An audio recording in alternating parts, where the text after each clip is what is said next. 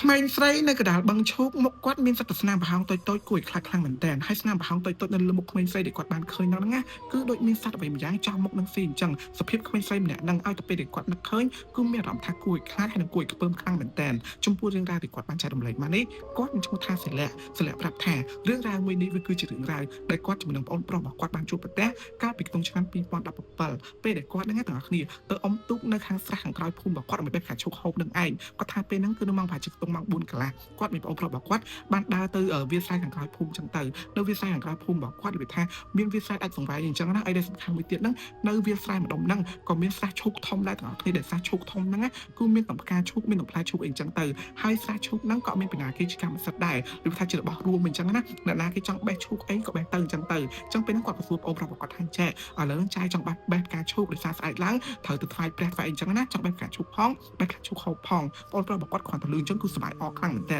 ព្រោះប្អូនប្រុសរបស់គាត់គឺជួយអុំទូកនឹងឯងអញ្ចឹងគាត់ក៏ដើរទៅម្ដុំកន្លែងហ្នឹងអញ្ចឹងណាម្ដុំកន្លែងស្រះឈូកនឹងឯងអញ្ចឹងពេលដើរទៅដល់ឃើញថាមានទូកគេចតចោលនឹងស្រាប់ហើយធម្មតាទូកគេចតនឹងជាប្រចាំនឹងឯងទាំងអស់គ្នាអញ្ចឹងឲ្យទៅពេលគាត់មកលេងនៅវាលស្រែហ្នឹងគាត់តែងតែឡើងជិះទូកហ្នឹងដើម្បីអុំបេះផ្កាឈូកបេះអីចឹងនឹងឯងទាំងអស់គ្នាអញ្ចឹងលើកហ្នឹងគាត់ក៏មិនខុសពីរាល់ដងដែរបងប្រុសរបស់គាត់គឺជាអ្នកអុំចំណែកគាត់វិញគឺជាអ្នកអង្គុយកាច់ការឈូកកាច់អីចឹងទៅអញ្ចឹងដោយសារតែអាកន្លែងដែលគាត់កាច់ហ្នឹងវាថារឿងស្បាយអញ្ចឹងតើអុំទឹកកដាអញ្ចឹងណាអញ្ចឹងបងប្រុសរបស់គាត់ក៏ចាប់អុំទឹកកដានឹងឯងពេលដែលបងប្រុសអុំទឹកកដាហ្នឹងគឺម៉ោងចាប់ផ្ដើមប្រហែលជាខ្ទង់5ល្ងាចទេទាំងអស់គ្នាមេឃវាថាឬស្ទុំប៉ុន្តែអត់ល្ងឹតទេស្ទុំមកល្មមអុំទុកលេងបានអញ្ចឹងណាអញ្ចឹងបងប្រុសរបស់គាត់ក៏អុំបន្តទៀតអុំយូរទៅគាត់ក៏មានអារម្មណ៍ថាស្អុយក្លិនអីម្យ៉ាងស្អុយក្លិនហ្នឹងគឺមិនក្លិនផុកក្លិនអីដែរស្អុយដូចរាល់ដងហ្នឹងទេប៉ុន្តែស្អុយដូចមានសត្វងាប់មិនដឹងថាត្រីងាប់មិនដឹងអីងាប់មិនដឹងអីគឺធំរឿងធំក្លិនទាំងអស់គ្នាក្លិនមកភីអញ្ចឹងណាចឹងគាត់ឲ្យបងប្រុសរបស់គាត់អុំបន្តទៀតដើម្បីបេះផ្លែឈូកចឹងទៅហើយបងប្រុសរបស់គាត់ក៏ប្រាប់មកថាចាផ្លែឈូកក៏ពេលបេះយកតែខ្ចីបានហើយកុំបេះយកអាចាស់ហូបល្វីងខ្លាំងណាចឹងគាត់ក៏ថាចឹងបើចង់បានអាខ្ចីតលតែកដាលបានមានអាខ្ចីច្រើនចឹងបងប្រុសរបស់គាត់ក៏អុំទៅទៀតទាំងគ្នាអុំទៅដល់កដាលហ្នឹងកន្លែងហ្នឹងគឺមានសត្វផ្កាឈូកផ្លែឈូកហ្នឹងគឺច្រើនខ្លាំងមែនតើវានៅឡើងពេញនឹងឯងទាំងគ្នាចឹងពេលហ្នឹងគាត់ក៏លោកដៃវែកស្លឹកឈូកចេញដើម្បីបេះផ្កាឈូកហើយដើម្បីស្លឹកឈូកបេះផ្លែឈូកចឹងណាលោកបេះកំពុងតែបេះទាំងអស់គ្នាគ្រាន់តែគាត់ទាញស្លឹកឈូកមកមេឃនឹងចាញ់ទាំងអស់គ្នាគឺគាត់បានឃើញមុខក្មេងស្រីផុសចេញពីក្នុងទឹកនឹងមកទាំងអស់គ្នាហាមាត់ចាហើយមុខក្មេងស្រីម្នាក់ហ្នឹងគឺមានប្រហោងតូចនៅលើមុខអាប្រហោងតូចហ្នឹងគឺដូចប្រហោងផ្លែឈូកពេលចាស់ទៅអាប្រហោងទូចទាំងអស់គ្នាខ្ញុំត្រមថាមួយនឹងអាស្នាមនឹងខ្លាំងមែនតើអញ្ចឹងគាត់ថាគាត់ឃើញបានច្បាស់នៅភ្នែកនឹងពេញភ្នែករបស់គាត់នឹងឯងគូស្នាមនឹងឡើងចោះពេញប្រហោងពេញមុខក្មេងស្រីម្នាក់ហ្នឹងហើយក្មេងស្រីម្នាក់ហ្នឹងគឺភ្នែកវាថាបើកចែហើយសភាពគឺរៀងហើមដូចជាសាកសពលងទឹកស្លាប់អញ្ចឹងទាំងអស់គ្នាអញ្ចឹងពេលហ្នឹងគាត់គឺញាស់ដៃខ្លាំងមែនតើហើយគាត់ប្រាប់បងប្រុសគាត់ថាអ៊ំទូកទៅវិញអ៊ំទូកទៅវិញគាត់និយាយឡើងទៅដាច់មកទាំងអស់គ្នាហើយបងប្រុសគាត់ថាចាញ់ឃើញគេអញ្ចឹងគាត់ក៏ថាឲ្យមើលទៅនោះមើលទៅក្នុងទឹកបងប្រុសរបស់គាត់ហ្នឹងក៏ចូលច្វា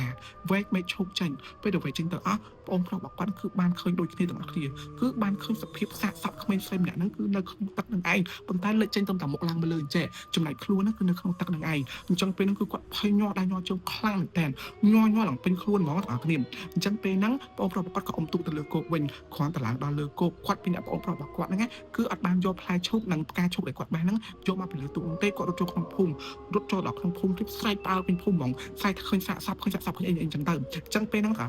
គាត់ស្រែកភ្លាមនេះក៏មានម៉ូតូហើយនឹងឡាននឹងគោជន់ហ្នឹងបើកសំដៅមកវាស្រែខាងក្រោយហ្នឹងដោយសារខាងក្រោយហ្នឹងក៏មានផ្លូវអាចបើកឡានបើកគោជន់មកបានដែរអញ្ចឹងគេក៏មកជុំគ្នាពេញហ្នឹងឯងទាំងគ្នាពេលដែលមកហ្នឹងគឺមានគេចុះទៅមើលទៅគេបានឃើញក្មេងស្រីហ្នឹងពិតមែនបានឃើញក្មេងស្រីហ្នឹងអីចឹងណាអញ្ចឹងគឺគេបានប្រាស្រ័យផ្សេងនឹងពីក្នុងទឹកនឹងចេញមកក៏សួរនាំទៅថាមានបាត់កូនចៅបាត់អីអត់ផ្សេងទៀតក៏មានបាត់ទេនៅក្នុងភូមិរបស់គាត់នឹងគឺអត់បាត់ទេប៉ុន្តែមានមីងម្នាក់គាត់រត់មកទាំងយំនឹងឯងអត់គ្នាដែលមីងម្នាក់ហ្នឹងណាសម្បល់គាត់គឺរៀងខ្មៅហើយគឺរបៀបថាគាត់គឺជារបៀបមើលទៅសភាពរបស់គាត់ដូចរបៀបថាមិនមែនអធុធាអីទេអញ្ចឹងគេក៏បានសួរនាំគាត់អីអញ្ចឹងគាត់ថាកូនគាត់ហ្នឹងគឺបាត់3ថ្ងៃហើយគាត់គឺជាអ្នកនៅភូមិមួយទៀតគាត់ត្រូវបេះផ្កាឈូកឲ្យបានហ្នឹងអញ្ចឹងណាដើម្បីចូលទៅលក់ស្អីចឹងទៅប៉ុន្តែបាត់កូនស្រីគាត់ហ្នឹងគឺ3ថ្ងៃហើយអត់ដឹងទៅបាត់ទៅណាទេហើយគាត់ហ្នឹងក៏អត់ដឹងដែរថាកូនស្រីរបស់គាត់ហ្នឹងណាមកបេះផ្កាឈូកនៅនឹងរាល់ដងកូនស្រីរបស់គាត់បេះផ្កាឈូកហើយនឹងបេះផ្លែឈូកគឺនៅភូមិរបស់គាត់នឹងឯងតែដោយសារតែភូមិរបស់គាត់អាចថាគេបេះច្រើនអស់អញ្ចឹងទៅក៏អត់មានផ្កាអីទៀតទេអញ្ចឹងគាត់មកភូមិផ្សេងបេះអញ្ចឹងណាអញ្ចឹងនៅពេលហ្នឹងទាំងអស់គ្នាមិញម្នាក់ហ្នឹងគឺយំអោបសាប់កូនរបស់គាត់ហើយអ្នកដែលចូលរួមទាំងអស់ហ្នឹងអ្នកខ្លះគឺក្អួតចូលហ្មងដោយសារអីទាំងហ្នឹងមិនអត់នៅខាងក្រោមអាកន្លែងសាប់គាត់អានៅខាងក្រោមដែលអត់បានលេចចេញពីក្នុងទឹកហ្នឹងណាគឺមានសត្វស្អីស៊ីទាំងអស់គ្នាដូចត្រីខាំស៊ីឆ្វេងឡើងពេញជើងពេញដៃរបស់ក្មេងស្រីម្នាក់ហ្នឹងហើយសាប់គាត់គឺមានសភាពហើមនៅទីទាំង គ្នាហើយអាផ្ទៃមុខរបស់គាត់ហ្នឹងណាគឺស្នាមប្រហោងតូចៗសិលៈគាត់ថាចេះមកដល់សប្តាហ៍ហ្នឹងឲ្យទៅពេលដែលគាត់មើលឃើញអារបៀបនេះគេផ្កាស្លឹកឈើផ្លែឈូកដែលវានៅសល់អាប្រហោងទុយៗជុំគ្នាហ្នឹងណាគាត់នឹកឃើញដល់មុខក្មេងស្រីម្នាក់ហ្នឹងឯងដល់គ្នាគាត់មានអារម្មណ៍ថាខ្លាចខ្លាំងមែនតើអញ្ចឹងគាត់ថាក្រោយពេលហ្នឹងហើយម៉ាក់ប៉ារបស់គាត់ក៏បាននាំគាត់នឹងប្រុសរបស់គាត់ទៅស្រោចទឹកដោយសារអីដែលគាត់បានឃើញហ្នឹងអាចនិយាយថាគឺជារបស់ចង្រៃរបស់នាំសយអីចឹងទៅអញ្ចឹងរឿងរ៉ាវមួយហ្នឹងវាក៏កន្លងផុតទៅបានប្រហែលជាខ្ទង់កន្លះខែនៅក្នុងភូមិគាត់ចាប់ដើមផ្អើលថានៅបឹងឈូកមួយហ្នឹងគឺបានឃើញក្មេងស្រីម្នាក់ហ្នឹងដែលបានស្លាប់ទៅហ្នឹងណាតែងតែមកអង្គុយយំនៅកន្លែងមុខកំពង់ទឹកបើមិនអញ្ចឹងទេគឺអង្គុយយំនៅក្នុងស្រះទឹកសុំឲ្យគេជួយអញ្ចឹងទៅតែនៅពេលដែលគេចុះទៅជួយគឺចាប់ទាញជើងគេនឹងឯងសុភាពក្មេងស្រីម្នាក់ហ្នឹងអាចនិយាយបានថាជាជើងកបចង់ឲ្យជីវិតគេបកតគេតគ្នាអីនឹងឯងទាំងអស់គ្នាចាំថាពេលមួយហ្នឹងគាត់បានស្ដាប់ឮហើយចិត្តខាងរបស់គាត់នឹងគឺនិយាយប្រាប់ចិត្តខាងរបស់គាត់ប្រាប់ថាចេះនៅម៉ោងប្រហែលជាខ្ទង់ម៉ោង5ល្ងាចនេះគាត់បានបដៅគោត្រឡប់មកផ្ទះវិញតែចៃដល់នេះគោរបស់គាត់វាចុះផឹកទឹកអញ្ចឹងណាចឹងគាត់ក៏ឈរមើលនៅខាងមុខកំពង់ទឹកពេលដែលគាត់កំពុងឈរមើលហ្នឹងក៏គាត់ស្ដាប់តែឃើញដៃនេះដៃរបៀបថាបកចេញពីក្នុងទឹកស្រែជួយផងចេញពីក្នុងទឹកអញ្ចឹងណាចឹងពេលហ្នឹងគឺគាត់ភ័យខ្លាំងមែនតើទាំងអស់គ្នាហើយណាមួយទៀតអីដែលគាត់ឃើញហ្នឹងគឺមិនមែននៅចិត្តច្រាំងចិត្តអីទេគឺវានៅចិត្តកណ្ដាលស្រះឈប់ហ្នឹងណាចឹងគាត់ក៏ទាញទូកដែលគេនៅចំហៀងហ្នឹងដែលសិលៈគាត់បានជិះហ្នឹងណាទាញទូកហ្នឹងអុំទៅកណ្ដាលទឹកអុំទៅកណ្ដាលទឹកក៏គាត់ឃើញជាក្មេងស្រីម្នាក់ហ្នឹងបងទាំងអស់គ្នាមុខគឺមានស្នាមប្រហោងតូចៗនៅក្នុងទឹកហ្នឹងស្រែជួយផង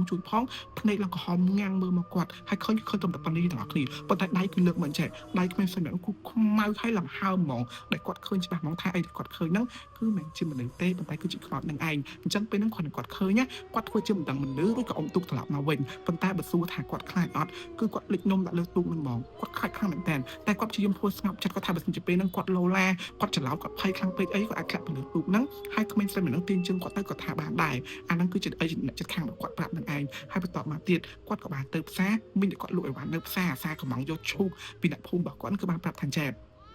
អ្នកទិញឈូកនោះគឺបានប្រាប់គាត់ថានៅម៉ោងប្រហែលជាខ្ទង់ម៉ោង5ភ្លឺនេះគាត់បានទៅបេះឈូកនៅខាងក្រៅដើម្បីយកមកលក់អញ្ចឹងណាពេលដែលគាត់បេះឈូកហ្នឹងក៏គាត់ស្ដាប់តែបានឃើញក្មេងស្រីម្នាក់ហ្នឹងណាដើរមកឈរខ້ອຍខ្លាំងរបស់គាត់តែពេលហ្នឹងគាត់គិតថាប្រហែលជាក្មេងដែលគេមកបេះឈូកដែរអញ្ចឹងគាត់ងាកថាចេះអីកុំបេះម្ដុំហ្នឹងទៅបេះខាងនោះកន្លែងរបស់អញហើយគាត់ស្រែកប្រាប់គេអញ្ចឹងទៅអាហ្នឹងគឺតាមអីតែមីងអ្នកគាត់លក់អីវ៉ាន់នៅផ្សារគាត់ប្រាប់អញ្ចឹងណាបងប្អូនអញ្ចឹងគាត់ថាចេះពេលហ្នឹងគាត់ឈប់ស្ដាប់ហើយស្ដាប់បដៅសម័យដល់រូបភាពហ្នឹងបដៅ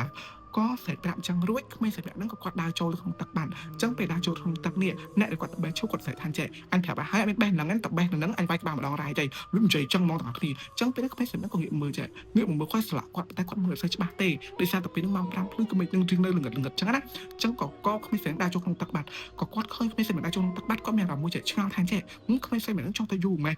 នទែនគាត់ក៏បន្តបេះឈូកគាត់គិតថាចេះសង្ស័យក្មេងស្រីហ្នឹងអាចនឹងហែលទៅមកខាងទៀតអីអញ្ចឹងទៅចុះក៏បេះឈូកបន្តទៀតបេះបដៅគាត់ដើរចូលទៅក្នុងជ្រៅបដៅដើរទៅបេះឈូកបដៅអញ្ចឹងណាពេលដែលគាត់ដើរចូលទៅដល់ក្នុងមួយដាប់គ្រាន់តែគាត់លូកបេះផ្កាឈូកមកតងចេញមកគាត់បានឃើញក្មេងស្រីម្នាក់ហ្នឹងគឺងើបមុខចេញចេះហើយពេលដែលគាត់ឃើញគឺនៅម៉ោង6ព្រឹកមេឃចាប់ដើមភ្លឺមកមើលឃើញគ្នាហើយក្មេងស្រីម្នាក់ហ្នឹងគឺភ្នែកឡងក្រហមមុខឆៃនឹងថ្ងាសនេះគឺមានស្នាមប្រហោងតូចអាស្នាមប្រហោងដូចស្លាក់គាត់បានឃើញចឹងបងប្អូនគឺឲ្យគាត់ឃើញនឹងឯងហើយអ្នកភូមិគាត់ចាប់ដើមឃើញតគ្នាអស់ពីម្នាក់ទៅម្នាក់ឲ្យទៅពេលគេដើរកាត់ស្រះទឹកមួយនឹងឯងបងប្អូនហ្នឹងឯងបងប្អូនចំពោះរឿងរ៉ាវដែលគាត់បានចែករំលែកមកហ្នឹងគឺខ្ញុំពិតជាមានអារម្មណ៍ថាព្រឺខ្លាំងមែនតើឲ្យតែសម័យឃើញហើយដែលគាត់បានរៀបរាប់មកជាពិសេសអាស្នាមតូចដូចស្នាមឈូកណាបងប្អូនគឺមានអារម្មណ៍ថាគួរឲ្យខ្លាចខ្លាំងមែនតើហើយរឿងដែលគាត់ចែករំលែកមកនេះក៏មានតែប៉ុណ្្នឹងដែរបើសិនតែបងប្អូនមានរឿងចែករំលែកទេកុំភ្លេចឆានមកក្នុង account IG វិញផង